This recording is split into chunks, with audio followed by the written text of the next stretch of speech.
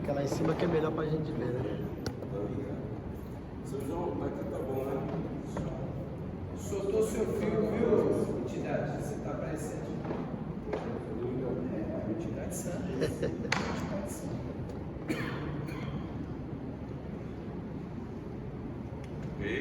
Ok. Graças a Deus, meus irmãos e irmãs. Uma alegria recebê-los aqui na nossa igreja. É uma alegria servir a nossa ordem dos pastores. Na pessoa do pastor Wagner, eu agradeço por esse privilégio de recebê-los aqui. E digo isso e não só em meu nome, mas acima de tudo no nome da nossa igreja. Quando o pastor Wagner conversou comigo sobre a possibilidade de realizarmos aqui esse encontro, eu falei, bom, tudo bem. Eu olhei a agenda da igreja, não tinha nada agendado. E se tivesse também, a gente, dependendo do que fosse, fazia o remanejamento e a gente teria o nosso encontro. Aí eu confirmei com ele, mas aí depois eu caí na besteira de perguntar para o pastor Wagner, pastor, eu devo falar sobre o quê? Eu devia ter ficado quieto, mas aí eu fui fazer essa pergunta para ele e disse para mim assim, olha, o que você acha de falar sobre os desafios do ministério pastoral à luz do apóstolo Paulo? Foi massa. Agora foi. Mas quando eu também me fui passando esse tema, eu também entendi que isso tinha uma relação muito íntima e profunda com a minha própria experiência ministerial. Embora eu não tenha a intenção aqui de falar sobre a minha experiência ministerial, mas não tem como fugir disso, porque o que eu vou falar e o que eu vejo em Paulo, eu creio que é o que a igreja vive hoje. Fala de desafios do ministério à luz do apóstolo Paulo. Eu entendo que a mensagem e a missão é a mesma. Se Paulo estivesse aqui, eu entendo que ele diria as mesmas coisas, mas ele ia desenhar, para a gente entender melhor. Porque o que eu entendo a respeito da palavra de Deus e especificamente das cartas de Paulo, é que muitos de nós, muitos crentes na nossa igreja conhecem muito bem, mas não tão profundamente. Entendem a carta, entendem os ensinamentos, mas na hora de colocar em prática aquilo que está posto, a gente faz de uma maneira que não necessariamente seria, na minha maneira de ver, a forma como o apóstolo Paulo gostaria, ou mais ainda, o próprio Deus gostaria que nós fizéssemos. Então é baseado nessa premissa que eu quero conversar com você aqui a respeito de alguns textos de Paulo, mas todos os pensamentos de Paulo, para que de alguma forma o nosso ministério seja enriquecido. Eu quero convidar você a abrir a sua Bíblia em Romanos capítulo 2, versículos 16 e 17, só para dirigir o nosso pensamento. É um trecho que eu acho muito bonito, e não só isso, mas muito mais do que bonito, profundo, que é quando o apóstolo Paulo diz: não me envergonho do Evangelho, porque é o poder de Deus para a salvação de todo aquele que crê, primeiro do judeu e depois do grego. Porque no Evangelho é revelada a justiça de Deus, uma justiça do princípio ao fim, que é pela fé. Como está escrito, o justo viverá pela fé. Como está escrito, o justo viverá pela fé. Vamos orar. Pai Santo, eu peço que o Senhor, nesta manhã, me revista de autoridade, de poder, de graça, para poder conversar com os teus servos nesta manhã sobre questões tão importantes no contexto ministerial. Então eu peço que o Senhor me abençoe. O Senhor conhece o meu coração, o Senhor sabe que eu não me sinto digno de assomar o púlpito de onde a tua palavra deve ser transmitida ao seu povo, mas eu sei pela sua graça e a sua misericórdia que nós temos esse privilégio dado por ti.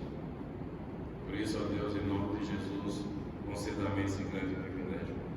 E não somente isso, mas que a nossa mente e o nosso coração estejam abertos. Refiro-me aos meus irmãos e irmãs que estão aqui, para que ouçam aquilo que o Senhor quer comunicar a cada um de nós, a tua palavra, e que saímos aqui edificados, reflexivos, pensando na nossa vida, na nossa igreja, no nosso ministério, na forma como o Senhor vê. Por favor, Senhor, nos conceda esse grande privilégio na nossa oração e a fazemos em nome de Jesus. Amém. Muito bem, meus amados irmãos e irmãs, eu estou muito feliz por esse privilégio. Eu confesso que eu não sou aquele tipo de pastor que gosta muito de ficar viajando e pregando na igreja ABCD, mas eu também entendo que, da mesma forma como às vezes a gente convida alguém aqui, eu também não posso abrir mão do privilégio quando alguém me convida. E nem de recusar o convite, e é por isso que eu estou falando do pastor Wagner para comunicar alguma coisa da parte de Deus para os irmãos. E o interessante é que o desafio é muito grande, porque o texto diz os desafios do ministério pastoral à luz do apóstolo Paulo. Então é como se a gente tivesse pedido assim: Paulo, fala o que você acharia da igreja desse tempo. E eu, no fundo do meu coração, acho que ele acha a mesma coisa que eu achava da igreja do passado. Mas a forma, talvez, de abordar, a forma de comunicar isso, talvez fosse uma forma mais clara. Porque de lá para cá, a nossa mente foi muito contaminada por muitos valores ou sensações que são mundanas. Então, hoje, a mente do pastor, a mente do estudioso, a mente do leitor das Escrituras Sagradas não é a mesma daquela época. Hoje a gente tem um sem números de informações e, sobretudo, do meio do Evangelho. E pastores que assomam, não diria assomam um pouco, mas que vão à internet e começam a pregar um monte de coisa, e quem ouve essas mensagens são o nosso rebanho. E daqui a pouco vem com aquele monte de minhoca na cabeça. E aí, pastor, mas isso aqui, eu falei, mas você ouviu isso aonde? Não, pastor Beltrano e tal, eu nunca ouvi falar. De maneira que, às vezes, a gente acha que quem pastoreia a nossa igreja somos nós mesmos. Mas eu descobri que quem pastoreia são aqueles que os irmãos e irmãs da igreja escolhem para ouvir. E aí eu disse para a igreja: olha, vocês precisam ouvir o seu pastor, não porque sou eu, não, é porque eu sei quem você é, eu sei pelo que você passa, eu sei quais são as dificuldades da nossa igreja. E esse que falou lá e que você ouviu e que você gostou, não sabe nem qual é o seu nome, onde você mora, tem ideia do contexto onde você está inserido. Então assim é fácil pregar e falar um monte de palavras bonitas que são específicas apenas e somente para aquele grupo que agora é estendido a todo o povo cristão, todo o povo evangélico. Então eu decidi conversar com vocês sobre realidades do apóstolo Paulo, da mensagem dele, que ele comunicou às igrejas. mas eu vou considerar também um pouco da experiência minha nessa igreja, experiência pessoal, e também reflexões que eu faço em função daquilo que a gente aprende com o Paulo. Por isso que eu disse desenhar, porque no tempo que eu estou aqui, Paulo teve que desenhar muita coisa para mim, porque eu não estava entendendo nada. Eu achava que entendia e no fim cheguei à conclusão que não era bem assim. Você vai entender à medida que eu for comunicando esses valores com você. Por exemplo, o primeiro desafio que eu colocaria para você aqui é o chamado de Paulo, ou a especificidade do chamado de Paulo. Ou seja, Paulo foi chamado para ser um apóstolo com um chamado que foi específico. Você vai lembrar que ele foi chamado para ser apóstolo dos gentios e também dos judeus. Vejam o que diz Atos capítulo 9, versículo 15.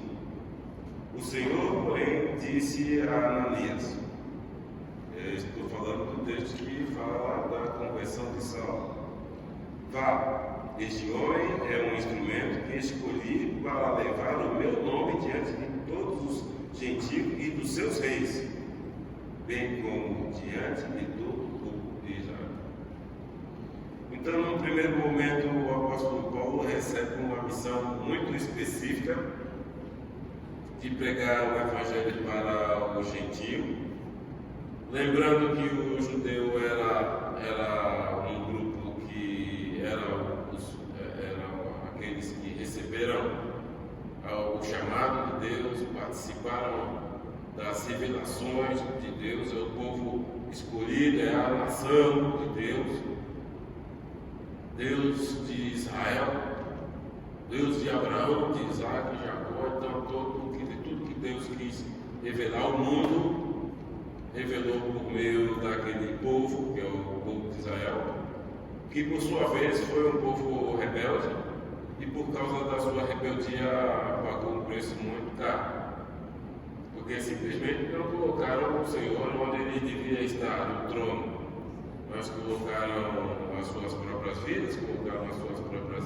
ideias, aquilo que estava em seus corações, de maneira que quem estava no trono não era bem o Senhor. Você vai lembrar da história de Samuel. Eu acho interessante quando Samuel se acha rejeitado e Deus diz: oh, meu filho, eles não estão rejeitando você, eles estão rejeitando a mim.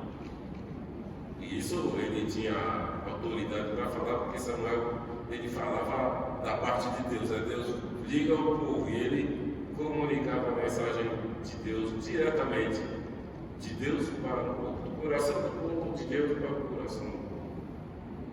E agora Paulo tem esse chamado específico para ser profeta, aquele que pregaria o evangelho aos gentios. E isso era um insulto, num certo sentido, porque até então o gentio não era nem contado como gente, era uma raça desprezível. E Deus destaca um homem que tinha uma relevância no contexto judaico para ser apóstolo do gentio e, por consequência, também dos judeus, do povo de Israel. Então, a gente precisa entender que o apóstolo Paulo, ele foi chamado para atender um povo específico, que era os gentios. Ele tinha que também transmitir perceber uma necessidade desse povo, uma necessidade também, que eu considero específica, para levar o meu nome. Porque isso era algo que nem o gentio imaginava que fosse acontecer. Para levar o meu nome a esses homens, a esses gentios, e também uma missão diante de gentios e dos seus reis. Então, Paulo tinha essa missão de transmitir a mensagem do Evangelho, a mensagem de Deus para o gentio, que era uma missão muito específica. Ele teria que ter essa disposição para essa pregação. Eu imagino que isso no primeiro momento foi chocante para ele. A Bíblia não relata isso, mas às vezes quando eu penso nesse texto eu fico imaginando assim, gentil, Deus, gentil vai querer que eu pregue o Evangelho. Mas ele entendeu, e isso são coisas da minha cabeça, não tem nada a ver com a Bíblia. Eu faço questão de às vezes fazer esses parentezinhos, o pessoal o pastor falou que ele disse que o Paulo ficou lá. Não, eu não sei como foi isso na cabeça dele, mas os outros gentios, os judeus foram assim. Então essa foi a grande luta, a grande dificuldade. Ele teve que então se especializar no que diz respeito à cultura e à vida dos gentios. Ele se esforçou. Naturalmente ele já sabia como funcionava dos judeus. E agora ele procura começar o ministério dele a partir das experiências ou da visão ou da pesquisa, dos estudos que ele fez para com os gentios. Agora ele poderia iniciar o trabalho. Você vai lembrar que antes de mim começar o ministério, Paulo ficou ainda 14 anos se preparando. Não sei exatamente qual foi esse preparo. Eu só sei que quando ele saiu de lá, saiu já sabendo tudo. E fez um ministério muito eficiente. Aí você vai olhar para o nosso contexto pastoral e a pergunta que se faz é qual é a especificidade do ministério pastoral ou da igreja contemporânea. Esse é o grande desafio. Nós somos chamados para ser pastores de uma igreja local. E se Paulo foi chamado para ser pastor dos gentios, nós somos chamados para ser pastor de uma igreja local. Ou ser um missionário num campo específico. Ou ser um pastor auxiliar em alguma área na igreja. E a questão é, agora, Deus, o que eu vou fazer? O melhor. A primeira coisa que a gente tem que lembrar, o chamado foi específico. Deus nos chamou para sermos pastores. Eu lembro que antes da minha ida para o seminário, o meu chamado ele ocorreu ainda quando criança. E quando eu compreendi isso, eu comecei a fugir. E eu fui até mesmo trabalhar, que eu trabalhava com aviões, eu estudei na Força Aérea e eu tornei mecânico de aviões. Ao mesmo tempo que eu estudei no Treinar de técnico de instrumentação, e quando eu era mais novo, meu pai trabalhava na Cozipa e eu, como estudei preparador de circuitos eletrônicos, então um garoto criado lá em Cubatão é criado para trabalhar em indústria. E eu procurei isso, me especializei nisso, estudei preparador de circuito eletrônico, técnico de instrumentação, depois fui parar em aviões, depois fui parar lá em Itajubá, trabalhando na fábrica de esqui, mas não tinha paz no meu coração, porque aquele chamado de Deus não batia aqui. Falei para o pastor Roberto, eu larguei tudo lá em Minas Gerais e fui para o Seminário do Sul, onde aí daí para frente, meus queridos, minha vida andou, fluiu, porque antes era tudo um sufoco. Então eu recorri a Deus para entender claramente a especificidade daquilo que Ele tinha para mim. Ele queria que eu me tornasse um pastor. Mas levando em conta o que a gente está falando aqui, qual é a especificidade da igreja contemporânea que torna o ministério desafiador? As mesmas que a gente viu antes no apóstolo Paulo. Jesus chamou Paulo para uma missão específica, também chamou você e eu para uma missão específica, para ser pastor de ovelhas em uma igreja local, em missões. Ele também nos chama para uma missão específica no sentido de que reconheçamos que para que a gente seja eficiente na nossa pregação, para que a gente seja eficiente no ministério específico que Ele nos concedeu, a gente precisa entender uma coisa. Você vai perceber que Deus escolheu Paulo para ser apóstolo dos gentios. Ele escolheu você para ser pastor da igreja. Onde é que está o desafio para mim aqui que eu quero compartilhar com você? É que se Deus chamou você para ser pastor da igreja local, que seja ela qual for, entenda que a especificidade está na igreja e Deus é quem trouxe você para trabalhar naquela igreja a partir das necessidades ou das dificuldades, das particularidades dessa igreja.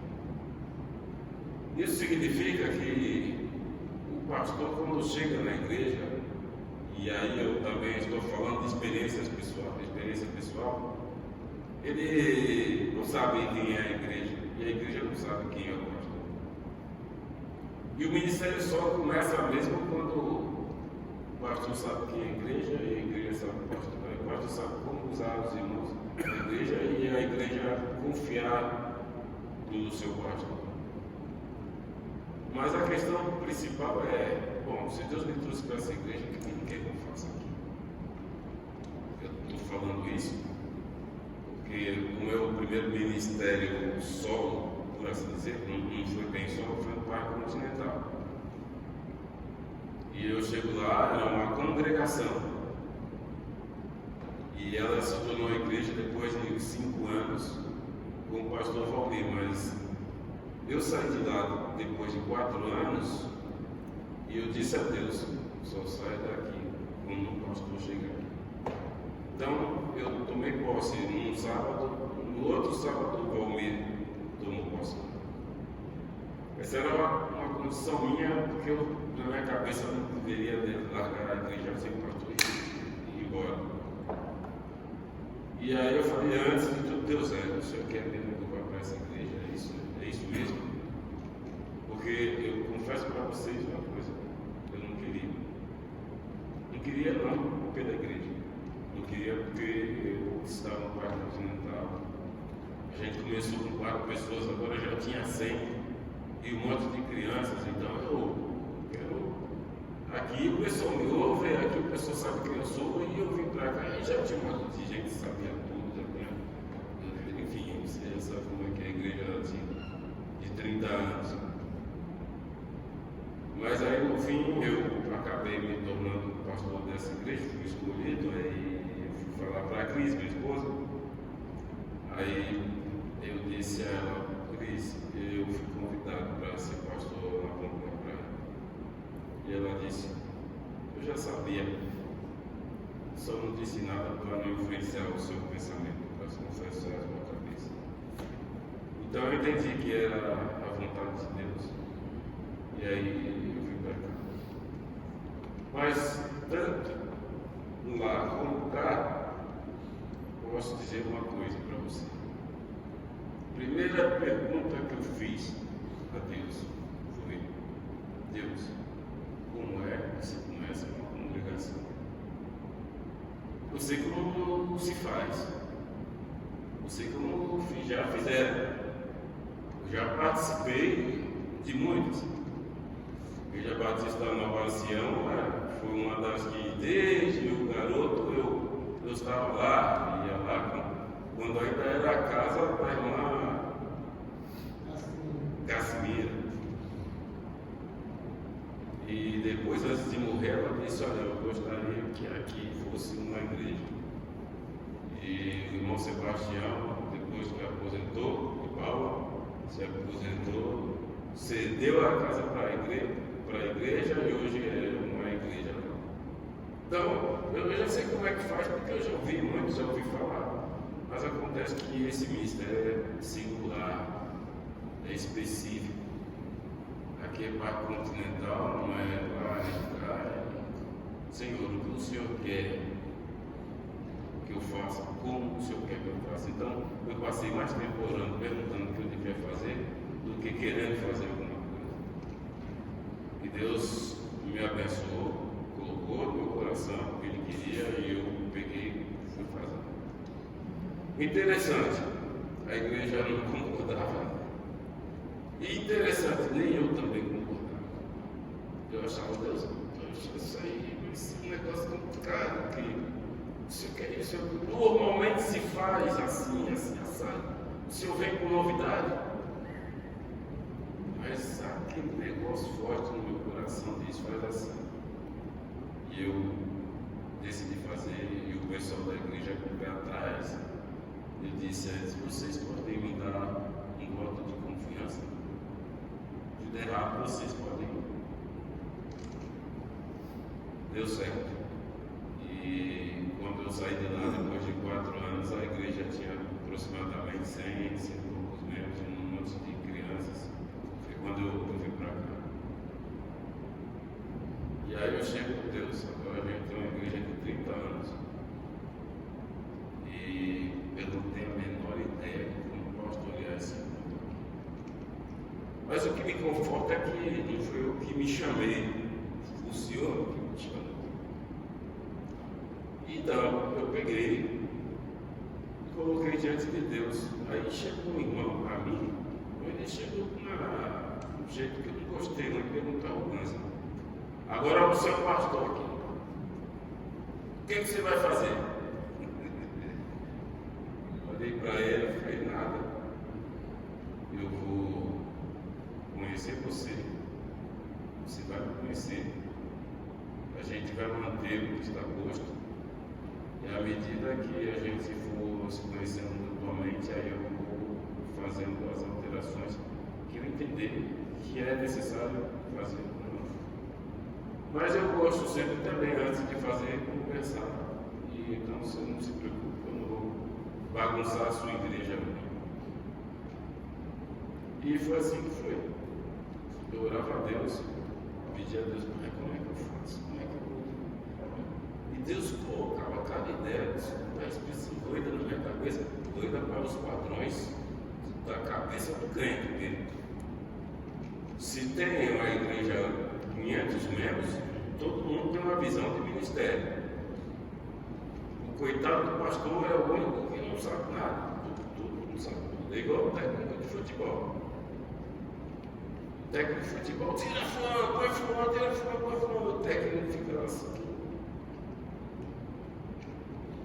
Quer trocar de lugar? Porque, poxa, o cara é o técnico e você quer, ele sabe o que está fazendo, ele treina o time. Tá? Bom, foi eu que estudou, foi eu que me preparou, que me preparei. Eu vejo a igreja de um ângulo diferente do seu. Mas isso eu não falava, isso eram coisas que eu via. Pedia a sabedoria de Deus. Aí chegou um dia e falei, meus irmãos, a partir de hoje tal coisa a gente vai fazer assim. Não, pastor, não, que eu sou desde 1950, eu sou da igreja X, e lá sempre foi assim, foi assado, né? E eu que não sei o que, eu falei assim, então, o problema é que tu está pegando Deus, nós orando numa redoma, e dizendo assim, Deus, fica frio, que eu já sei como é que se faz as coisas. Deus, deixa comigo. Eu entendo, o senhor sabe que eu fui ovelha do pastor Neante Pereira, da eclésia. Aí começa a voltar lá para as antigas, né? Acionar os oráculos do passado e querer dirigir a igreja aqui hoje. E a coisa não é bem assim, a igreja é dinâmica, porque nosso Deus é dinâmico. Então, como é que vai ser? Eu falei, o irmão pode, vocês podem me dar um voto de confiança? Porque se eu errar, vocês podem me criticar, né? Fazer o que vocês quiserem, mas deixa eu continuar.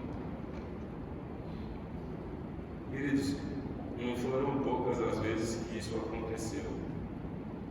Mas eu já estou aqui há quase 24 anos. Isso significa que eu nunca fiz o que eu quis. Que eu também nunca quis fazer o que eu quis.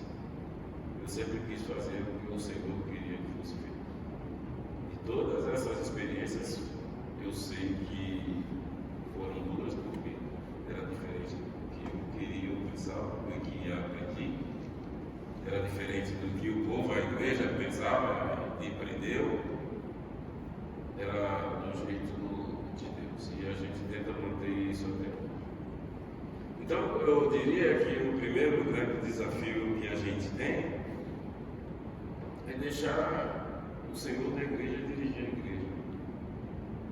Porque a minha impressão é que a maior parte das igrejas que dirige é o pastor, ou quem dirige é aquele bando de dono da igreja aqui. Ou quem dirige, assim, a gente vê a Assembleia e eu acho saudável, mas é porque a gente não entende muito bem sobre a Assembleia, o senhor que a Assembleia é soberana, a maioria vence, mas é democracia, mas espera, antes da democracia tem a teocracia. Ou seja, você vai se reunir com o espírito cristão para decidir determinado assunto, e se a gente entender, que a maioria entender que é assim, você já sabe que é de Deus. Se ficar 50 a 50 dividido, aí você fala, bom, vamos orar mais por esse assunto, porque nessa divisão não estou vendo Deus. Então, muitas ocasiões a gente interrompeu uma assembleia para repensar o assunto, para depois ver se era esse caminho que a gente seguiu.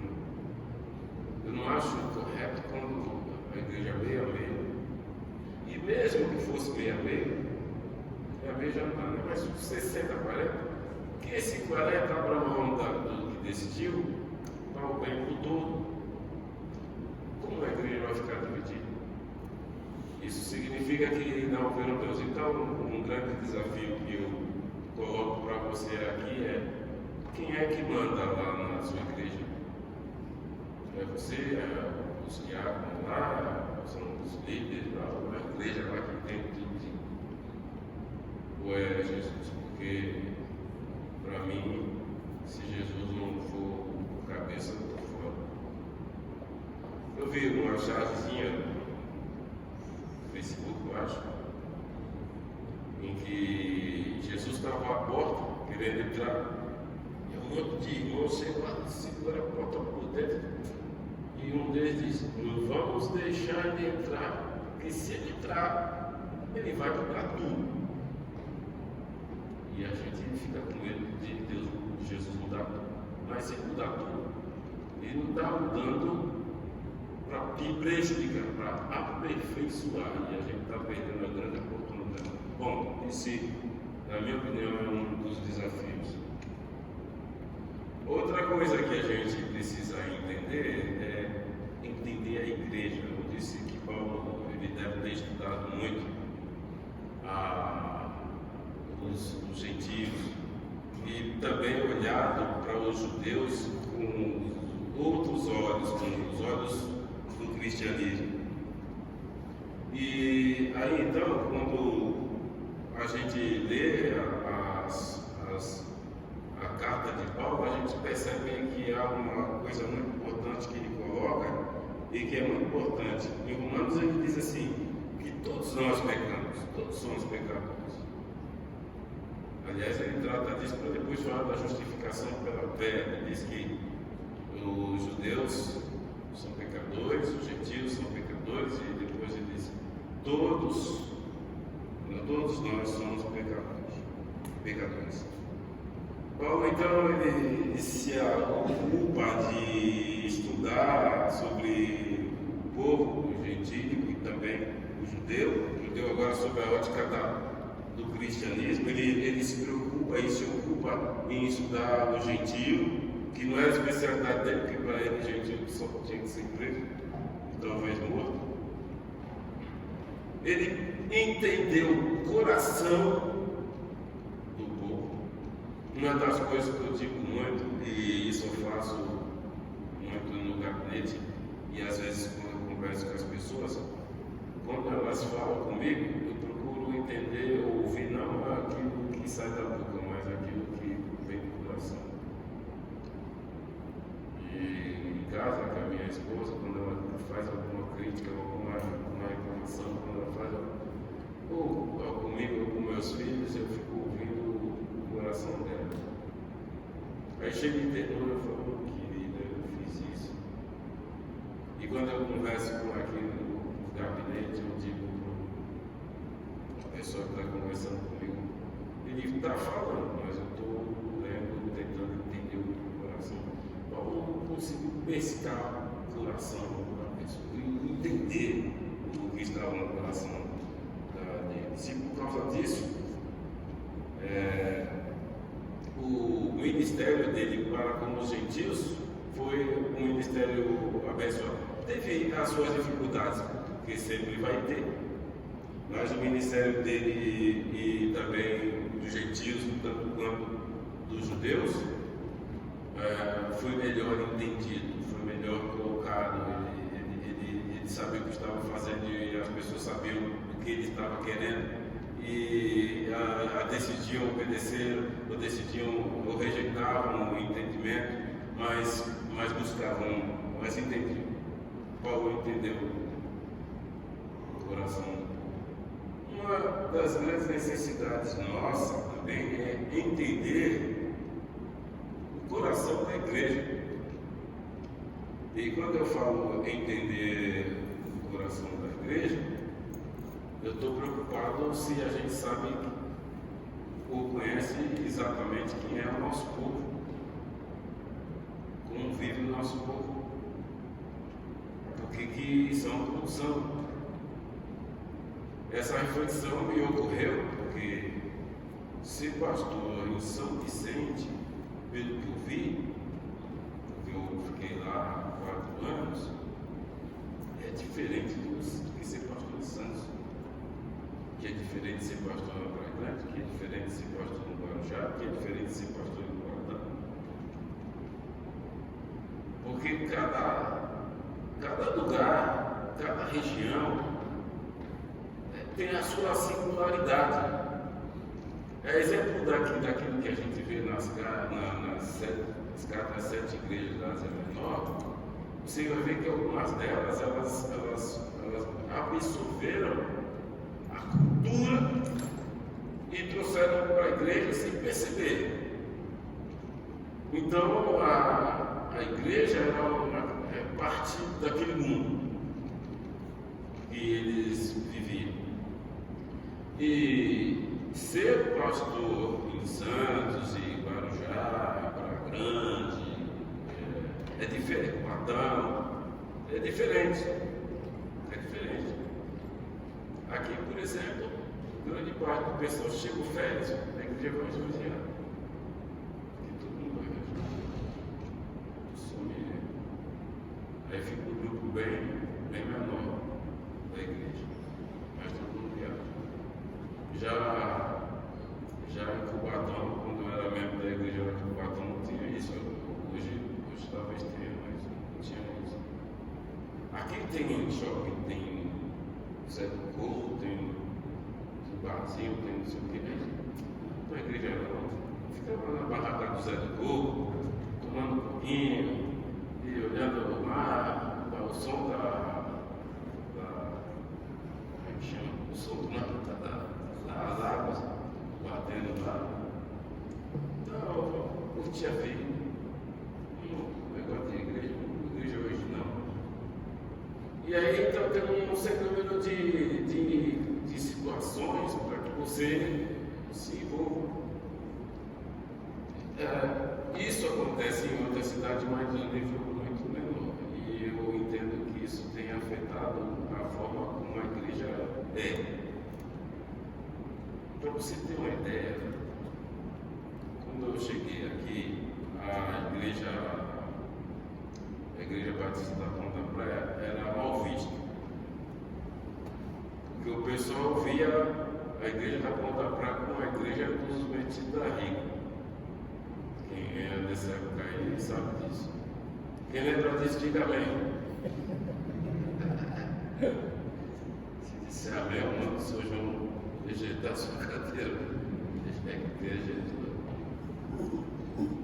Era assim que se via a igreja. Essa era a impressão das pessoas. Porque a gente mora em Santos. E a maioria das pessoas que moram em Santos, isso constatação minha, e se você for observador, você vai concluir isso, nem deveria morar em Santos. Porque não tem poder aquisitivo para morar em Santos.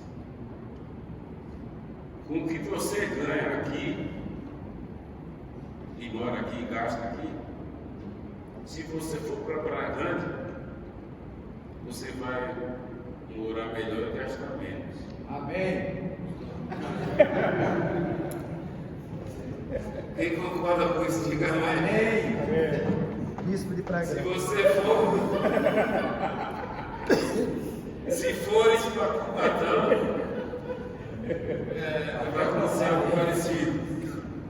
Você vai ter o que você ganha, vai render mais lá. Você vai poder comprar uma casa melhor, poder comprar até um carro que você deseja. Mas morando aqui em Santos, e o pior de tudo é o seguinte, né? Que se o irmão Beltrano mora num prédio, tem não sei o que lá, e você sabe, o que acontece? Você vai lá fazer uma visita, aí imediatamente, puxa, viu a casa fulano, eu tenho que comprar uma TV daquela. O cara morre cedo para pagar, não paga luz, não paga água, corta a TV a cabo lá, porque comprou uma TV que estava acima, um carro que estava acima dele. Eu percebi que o Santista é um classe média que pensa que é rico e vive como rico, mas não é. Se você, como disse, ganhasse você daqui, não ganhasse o suficiente, ganhasse para agora eu já não sei bem o Cubatão, você teria melhores condições. E aí eu percebi isso. E aí eu vi que aqui em Santos as pessoas são como aquela igreja do Apocalipse que diz: você pensa que é rica, mas é pobre. Ela podia ser a cidade rica e economicamente, as pessoas ricas economicamente, mas eram pobres espiritualmente. Existe um livro que eu li quando estava fazendo mestrado em aconselhamento, um doutorado, cujo título é do pastor Lutano. O pastor tem que conhecer a região onde ele está localizado. Ele tem que conhecer a igreja dele, ele tem que conhecer o povo dele. Para que ele seja um pastor que saiba o que falar e como falar, para que ele entenda melhor a voz de Deus, para poder ser eficiente na condução do ministério que Deus lhe confiou. E esse é um dos grandes desafios. Eu não sei se você conhece bem a sua igreja. Eu não sei, mas é um esforço que você deve fazer. É um desafio que eu estou colocando para você. Eu não tenho a pretensão de dizer que eu vi isso em alguma igreja e que você não faz isso. Pelo contrário, o Wagner pediu para falar sobre isso, essas coisas que saltaram aos olhos. A terceira coisa que eu gostaria de falar está relacionado à doutrina e à santidade. Eu entendo que a santidade é o objetivo maior da igreja local, e isso passa pelo pastor, que é quem lida, quem dirige, quem coordena a igreja. É quem Deus chamou para guiar o povo. Mas para eu conseguir falar de santidade, eu vou ter que falar de pecado. E para eu falar de pecado, eu tenho que falar das implicações do não ensinamento a respeito dessa doutrina, que, na minha opinião, enseja a oportunidade para que a gente entenda melhor todas as outras doutrinas fundamentais da fé cristã. E também é fundamental para conhecermos Deus e os atributos que Ele comunica aos homens. Então, isso significa que muitas vezes a gente entende erroneamente as doutrinas bíblicas, que a gente chama de doutrina batista, e outra é que a gente não conhece Deus e por isso não desfruta das bênçãos que Ele tem reservada para nós. E a igreja passa a ser um grupo de pessoas que presta um testemunho muito ruim para aqueles que não são crentes, porque eu chego aqui por querer, mas eles estão mais compartilhados do que eu. Então, por que eu vou querer ser um crente como eles? Então eu vejo a seguinte coisa, eu vejo Deus, aliás, eu lembro a vocês que Paulo, como disse há pouco em Romanos, ele disse que todos pecaram. Quer gentil, quer judeu, quer todos os homens pecaram. E nós, como pastores, precisamos ser bem específicos quando ensinamos a nossa igreja sobre essa questão tão importante que é o pecado. Porque se tem um problema que é o nosso, é o pecado. Se não fosse pecado, não teríamos problema nenhum. Tudo de ruim começou com o pecado. E aí vem Deus e e vai resolver o problema do pecado. Aí vem a gente ver as ações de Deus e não consegue entender claramente a questão que envolve o pecado. Eu disse primeiramente a respeito do entendimento das doutrinas que a gente professa, a inerrância da palavra de Deus, a igreja como corpo de Cristo, a Bíblia como a única regra de fé e prática. E a gente vai percorrendo os livros de teologia e a gente vai percebendo a importância da doutrina na igreja, porque numa igreja que não tem doutrina, não tem nada, não é nem igreja, porque entendemos que essa doutrina é parte das Escrituras Sagradas. E hoje em dia há muitas igrejas que a gente chama de neopentecostal, que você entra lá, o cara prega uma coisa hoje, agora de manhã, e prega outra e desprega domingo à noite. Então a sequência é a seguinte: pregações e despregações, pregações e despregações.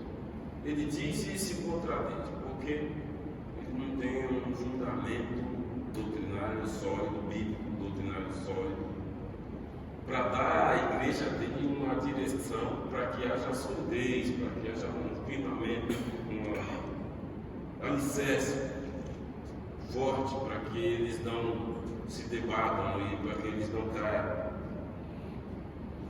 E eu vejo a importância da doutrina do pecado, porque ela enseja isso. Quando eu entendo mais e vejo o pecado como ele é, o mal que ele é, por isso eu gosto, ainda que isso seja uma literatura bem antiga, gosto quando o Langston diz que o pecado é o estado mal da alma.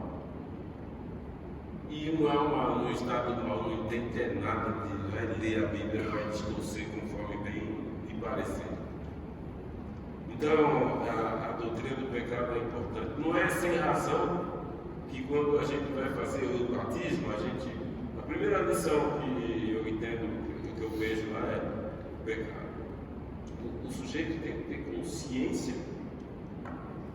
de que é um pecado. E aí então ele vai entender mais profundamente as doutrinas bíblicas. Sem o entendimento do pecado, não dá para ter uma visão clara, cristalina dos fundamentos da fé cristã. Por isso é que há muitas divisões, às vezes, no nosso meio. Pastores que são batistas, que juram de pé junto, que vai seguir as doutrinas batistas, que na verdade são doutrinas bíblicas, e daqui a algum tempo já começa a dividir a igreja, mas já faz aquele furdunço que a gente já teve, infelizmente, que passar por essas experiências. Então, eu sem o entendimento do pecado, eu não consigo entender muito bem a sã doutrina como um todo. Talvez essa seja a razão, porque muitas vezes a gente fica debatendo tanto sobre isso, sobre aquilo, pontos teológicos que são divergentes para muitos, como a eleição presbiteriana, um é para um lado para o outro. E como é que é isso? Eu não vou me ater a isso, porque esse não é o projeto da nossa reflexão, não vou colocar nisso mais. Mas a gente fica lá dividido por causa disso. O fundamento. Eu acredito que se a gente tiver uma visão mais clara sobre o pecado, a gente vai ter mais clara uma cristalina sobre a doutrina. Mas não somente isso, mas eu percebo também que a falta da consciência do pecado traz a nosso malefício de ter uma visão de Deus que não é o próprio Deus. E eu digo que não é porque o próprio Deus é amor e graça. E quando eu falo em amor, eu falo da essência de Deus. Ele é naturalmente amor. É a essência dele. E ao mesmo tempo eu penso na graça como o amor em ação.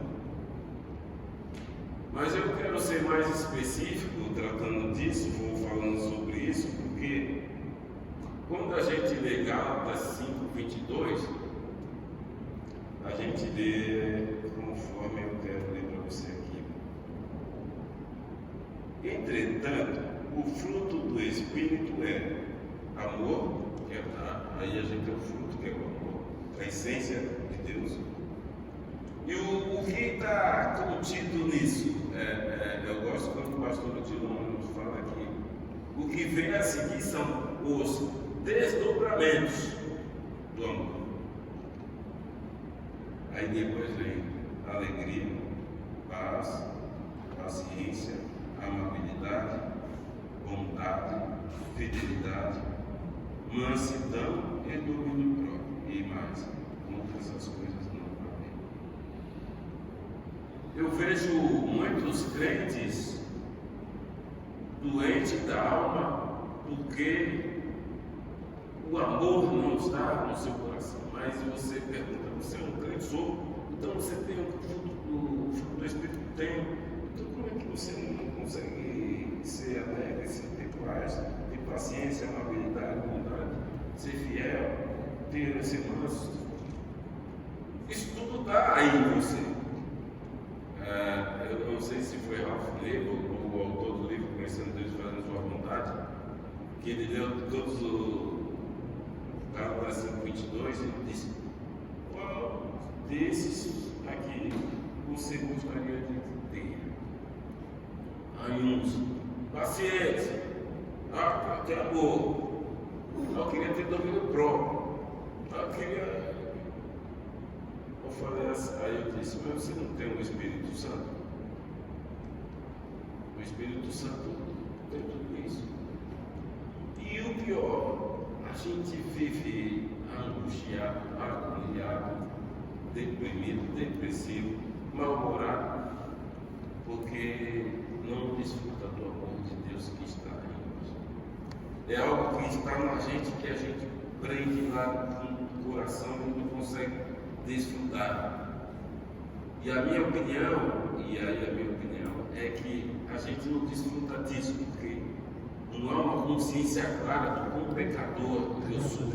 Porque quando há uma consciência clara do quão pecador eu sou, eu vou compreender com mais clareza o amor de Deus por mim.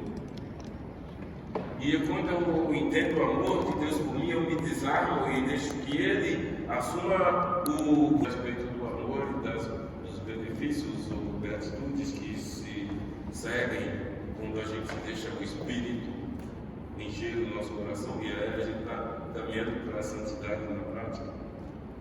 Aí eu penso na graça como se fosse duas faces da mesma moeda. Eu não estou indo assim, mas eu estou colocando porque as duas coisas parecem assim. Temos o amor de Deus e agora vamos tornar esse amor um pouquinho mais digno de ser compartilhado. Que as pessoas experimentem. E aí o que acontece quando eu entendo a graça de Deus? Eu antes preciso entender o pecador eu sou. Aí eu vou entender o perdão de Deus, a misericórdia de Deus, a vida eterna, a transformação que Deus faz em mim e em você, o aperfeiçoamento, a santificação, o sentir. Tem muita gente que não consegue nem perdoar e nem porque também não se sente perdoado, porque não tem a noção clara do pecado. Então, se eu não tenho a noção clara do que eu fiz para que Deus me perdoar, então não me sinto perdoado, então o perdão é um negócio que eu desconheço. Isso de ouvir falar. A misericórdia de Deus. Por que Deus seria misericordioso comigo? Por quê? Eu nem peco, eu nunca matei, nunca roubei, nunca. Na igreja tem pessoas que entendem que, né? Poxa, eu até procuro fazer as coisas bem, mas eu mereci algo melhor de Deus. Então eu estou entendendo que a gente não consegue entender graça porque a gente não entende antes a malignidade do pecado na vida humana. E eu entendo que a gente precisa sempre de alguma forma conseguir fazer o link entre o efeito do pecado e aquela mensagem que você trouxe. O pecado tentou tirar isso de você, agora você pode recuperar a sua alegria por meio da sua fé em Deus. Então a igreja não está curando mais. A igreja não está tendo poder mais para curar a alma das ovelhas. Porque, primeiro, não fala qual é a doença e também não apresenta o remédio.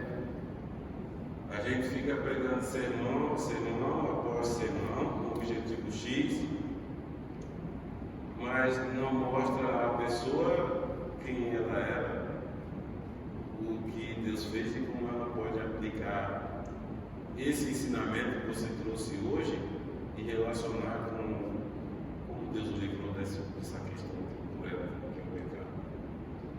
Porque todas as mensagens que você pregar tem como objetivo desmontar, descredibilizar, diminuir, esmagar o efeito do pecado na vida da humanidade.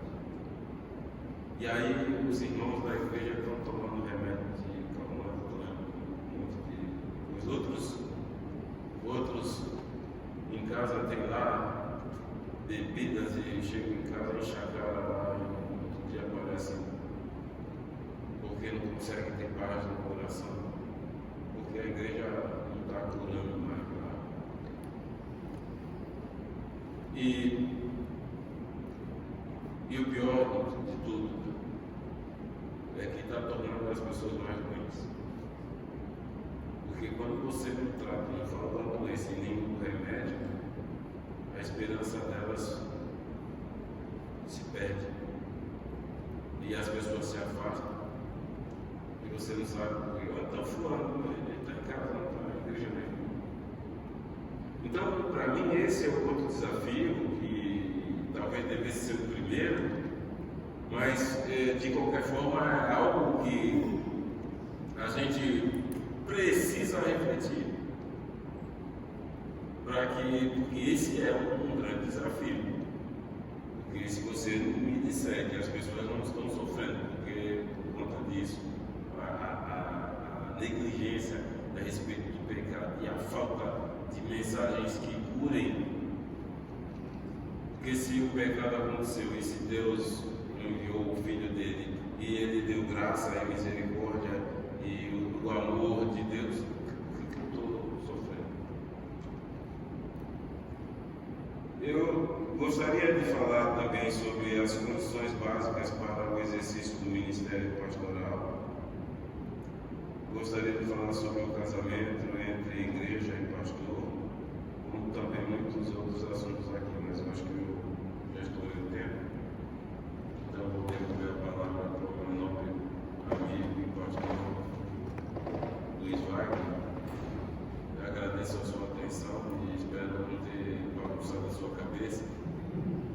Depois não me pergunte nada, pergunta para o pastor Wagner. Ele vai. Queridos, muito obrigado pela oportunidade. Deus abençoe.